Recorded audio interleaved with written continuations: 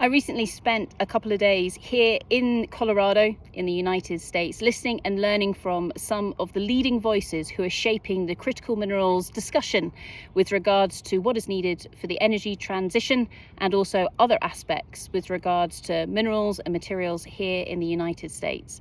It was absolutely fascinating listening to those who work not just within government, but also academia, through to those who are shaping different standards, different policies, and of course, those people from industry who actually need to make it happen as well.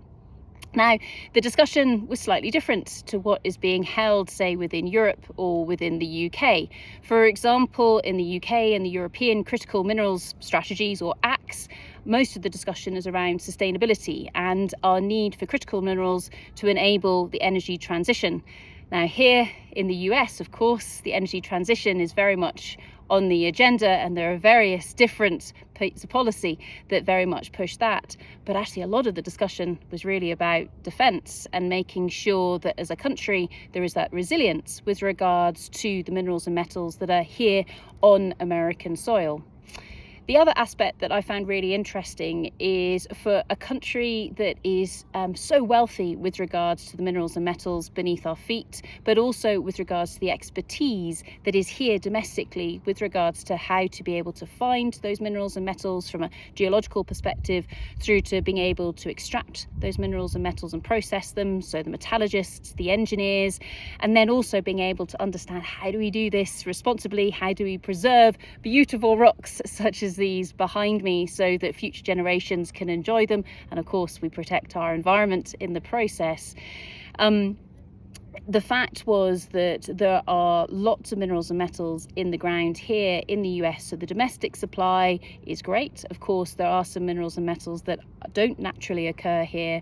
But the thing that surprised me was that the appetite for processing these minerals and metals was not nearly as strong as it is in Europe and the UK. For example, there are currently only 2 smelters capable of processing copper here in the US, with apparently no plans to expand that. This is maybe slightly contrary to what we hear being discussed in Europe and the UK, where, especially from a UK perspective, being such a small island, the domestic potential geologically, of course, just naturally isn't as strong as it is here in the US. But our willingness perhaps to process some of those minerals and metals, and therefore also have the capability to recycle those minerals and metals, perhaps is a little bit stronger, or perhaps slightly higher appetite to be able to utilise all of that. So some commonalities, some differences between what's going on here in the US and what's taking place over in Europe and the UK. But of course, as well, when we're talking about minerals and metals, there was also the assumption that we're just talking about large-scale mining, when of course, say here in Colorado, all of the mining started out on an artisanal and small scale. Now, of course, the molybdenum mine down the road is mined using large-scale mining techniques and everything else that comes with that. But when we're talking about different parts of, say, Africa, where there are huge volumes of artisanal and small-scale mining, we need to be able to learn our lessons from where that artisanal and small-scale mining has gone right, where it's maybe gone wrong, but also as well respect those who are undertaking their artisanal and small-scale mining here today, because it wasn't that long ago